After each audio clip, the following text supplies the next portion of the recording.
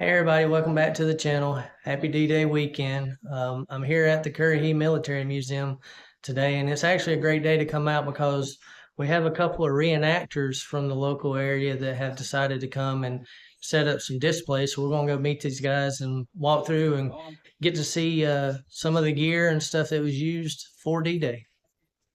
How's it going? How's it going? Got one of our airborne guys here. If you want to talk to us a little bit about your setup. Yeah, so pretty much what I have going right here is this is the mine detector display.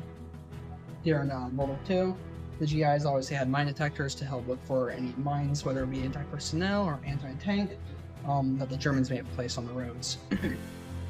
The mine detector right here is one of the later war models that has the control box that is external to the handle. The original ones that were earlier war would have had them attached to the long handle itself on the mine detector. It was very awkward and wouldn't pick up a lot of like metal real easily. It could pick up like helmets and mines, and that was pretty much about it. Anything small, it would not pick up. So pretty much this mine right here was an anti-tank mine. It was a telemine that the Germans used for anti-tanks. Took quite a good bit of pressure to like activate one of these, so no person could activate it. So it was a little bit safer to disarm and find, but you still have to watch out for things like these concrete mines, and these ones were made to not be picked up by my detectors. Pretty much what it is it's a piece of concrete which acts as a shrapnel and has got the charge, a TNT charge inside of it. And when this fuse has been stepped on, this is the shrapnel. Similar to the bouncing Betty, which when this one. So this would have been more of your kind of like your pressure mine if you stepped on it. Yes, so these are both anti-personnel versus the anti-tank. The bouncing Betty right here, this one has normally 3 little prongs that are very sensitive, and when stepped on, there's 2 explosions that would happen. The first one would explode the bottom that launched it just about 3 feet into the air, about right here, waist height, and then the second explosion would explode the interior, blowing out little ball bearings and little pieces of debris that was in there, pretty much almost killing you instantly. Now something interesting, you have the shoe mine. This is the shoe mine, is what they called it. It's a little wooden box with a little TNT charge inside of it. What's neat with this one is that it was made so you couldn't find it with the mine detector, and it was pretty much almost you couldn't find it without more of a concealable mine. It was pretty much just your foot was gone. It was a very small charge just to disarm, to get a troop out of the field. Gotcha. It was very effective because you couldn't detect it, but the British were very smart, and during the Normandy invasions trained dogs to sniff out TNT and bombs, and they would oftentimes use the dogs to go find these little shoe mines. So I'm guessing since you got more of the explosive type stuff, you're representing an engineer. Yes. So this is going to be engineers. This is going to be the demolition stuff, which he knows much more about. I do more of the mine detector.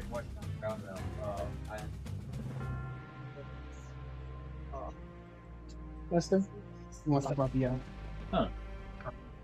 So the one of the things we represent is the 326th Airborne Engineer Battalion, and along with that we bring our case of various demolition tools, equipment, examples of the explosives used at the time, which included smaller bricks like this. This is a pliable explosive, so if you have a girder or an angle, you can actually mash it into shape, so you create a shearing explosive. Is it kind of like a hard silly putty almost, where it's malleable, it would shape around things? It is malleable enough to actually wrap a steel girder so that it forms it to it, and it's used to shear through the girder. If you need to drop a bridge and you need to cut the metal frame of it, you can actually use these to cut steel. So, blasting machine of the time period. This is a 10 cap blasting machine. You really have to turn it briskly to get enough voltage out of it. But definitely a good piece of gear, a good one to find for a display that actually still works. And we occasionally, if it's an outdoor event, we do demonstrate that it still works. So on electric matches, similar things. So just definitely keep it in a safe environment for demonstration purposes. So, from a reenactor's perspective, I do it as well. So where do you guys typically go to do some of your events? Where do you guys travel out to? We attend a lot of locations that have historical significance, like the Yorktown over at Patriots Point in South Carolina, the Military Museum in Columbia, South Carolina. This location here, we've done displays also at Shaw Air Force Base, and as far away as Virginia and Ohio, Tennessee, Kentucky. Right. So basically, everywhere we can get in and show off what we can bring to the public and display. Cool. Yeah, I know we kind of do some events together, so it's always fun when we can get together and do Currahee Military Weekend. We do that with you guys a lot. Oh, definitely. Yeah, it's one of our favorites through the whole year. Exactly. Spend a whole 4 days here, getting everything together and setting up a camp. Lots of great food in town. You can't beat that. Wonderful crowd. All the locals jump in and they take part, and they're really supportive. So that's always great to see here. Because that's it. It's a wonderful town. Yep. A lot of history here for sure. Yep. And we're like right now, we're standing right in the train station where a lot of the soldiers came into town. Yep. Yeah, 90% of the men came in here. It's crazy to think. Well, do you want to show off some more? It looks like we got some weapons and even got a Vietnam vet over here. I'm representing basically your run-of-the-mill infantry driver. I recently got into the hobby for the mechanics side, and now I'm starting to gather gear.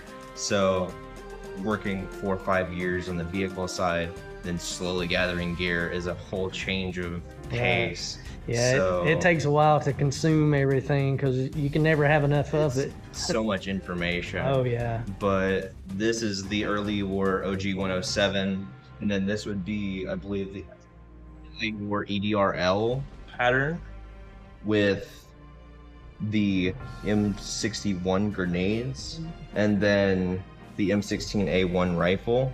Fun fact, this one I have in my hands is the training rifle. It is an Italian Jaeger AR-75 chambered in .22 long rifle.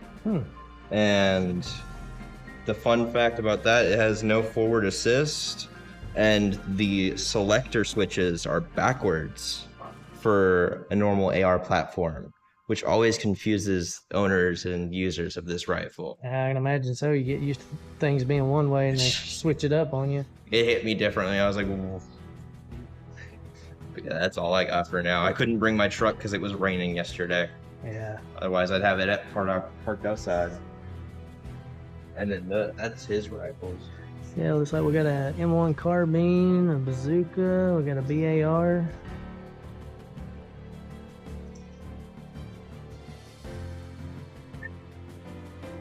Of course, this is some of the display stuff that we already have here at the museum.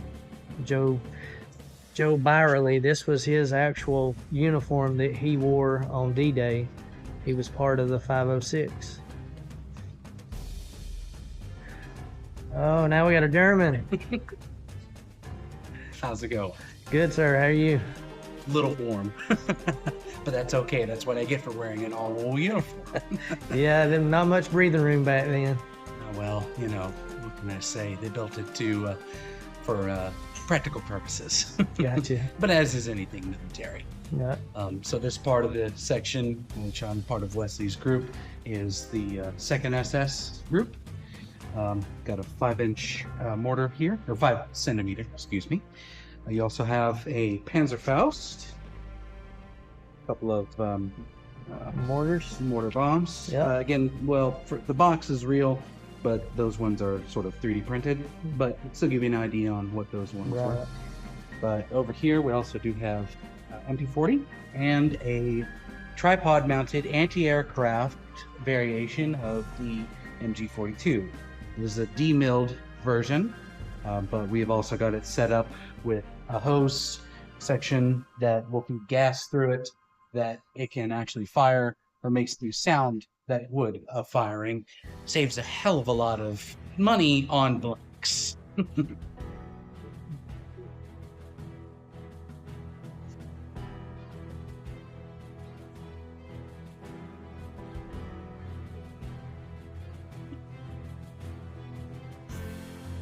It's got a canister magazine on it instead of having a box being belt fed. And then at the bottom you have your reloads as well, in those boxes. Gotcha. And then you also, over here, you have your oil cans. So I'm guessing with the Germans, it was a lot like the American infantry. Whenever you would have a machine gunner, you would have somebody that would carry the tripod and excess ammo. Yes, and that you had to sort at of thing least that have a was reserved team for of 'em. people that were going to carry the various pieces of this. Same thing goes for your mortars as well. We have an 81 centimeter mortar that's in 3 parts. You've got the mortar tube itself, the base plate, and the tripod stand that it goes in. That's going to be a team of 3 people at the very least. That's like, you know, I'm dressed out as any old regular soldier would be. You've got your pouches for your rounds or your cartridges, your belts with your hooks and your Y straps. Basically, I carry almost everything on me that I'm going to need. Red bag, canteen. I would have an A-frame on my back, but I don't have that with me at the moment. That would be carrying my Zeltbahn or tent section along with my poles. Each German soldier would have had a Zelt section that you would have put them together. A group of 4 would have had one that puts together where 2 can sleep and 2 can be on guard duty at any point. The nice thing about the Zeltbahns is they're extremely practical in regards to you can actually combine them to be 4-person, 8-person, even 16-person as well. They're also reversible. A lot of the camouflage varieties, and there were certainly a lot of them, both the regular army had their versions of camouflage, but the SS also had their variations. I can get you a bit of an idea. For the soft cap here, this is the oak camouflage. But the convenient thing is, if you just flip it inside out, it goes from summer to fall. The same applies to the Zeltbahns as well. Those are switchable. You can basically just, well, it's not exactly turn inside out. You have to undo all of the buttons, then flip it over, and boom, you have fall camouflage as well. Right. Yeah. When I was down at Warner Robins last week, they had a SS display set up there, and that was one of the things I notated in the video. What, aside from what the Americans did, the Germans really did a good job with different camo patterns, and whereas we just had the standard olive drab on just about everything. The Germans in the 30s actually conscripted a professional artist. I don't remember his name, but they had him go out, and his job was to figure out the most effective variation of camouflage that they could come up with. I believe it was in 31 or 33, I believe. But that sort of gave rise to the Zelt's styles that they had first for the army. And then once the SS had their own divisions, they started wanting their own specialty sort of camo as well. That's why you get the oak pattern, which there are a couple variations of those. Actually, same thing goes for your camo smocks as well. So this is a blurred edge pattern. So you can see on the soft cap, those are a little bit sharper edges. The blurred's going to be a little bit easier to sort of have that camouflage pattern hiding you out in the woods. A lot harder to see. After this, late war though, very, very late war, about late 44 to 45, the SS did come up with what would actually be considered the precursor to modern day camouflage called Liebermunster. I don't have an example with me, but it's extremely late. Would it be kind of similar to the woodland camo makeup? Not like exactly. what they used in Think Vietnam? more of your tiger stripe from the Vietnam era. It's sort of similar look to those, but it was essentially the one that used. It actually even gave rise to the Alpenflage, the Swiss style of camouflage. That's what they based theirs off of too. But you know, when you start really looking at all this stuff, it's a lot of interesting knowledge that you can sort of see everything had a purpose. For sure, for sure. I mean, and it's neat to get different perspective from, you know, the other side to see how they coordinated with their efforts and what they did, because there was such a difference between the two of it. Absolutely. Yeah. It's always interesting to see the compare and contrast. Right.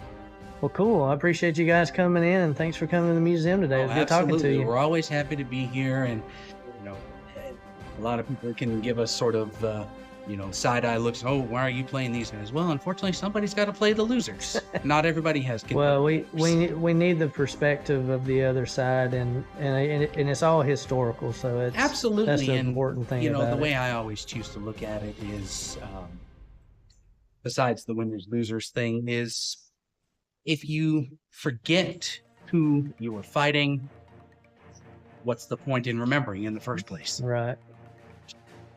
Good deal. All right. Well, thanks a lot. Appreciate it. Thank you very much. Well, guys, that's it for today. Like I say, this is D-Day weekend. I hope you got out, learned a few things. If you had an opportunity to get out to a museum in your area, hope you took advantage of that. Again, be sure to like and subscribe to the channel.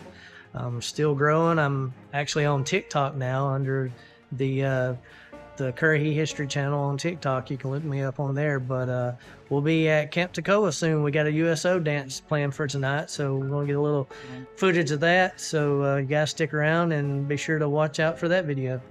Thanks a lot. See ya.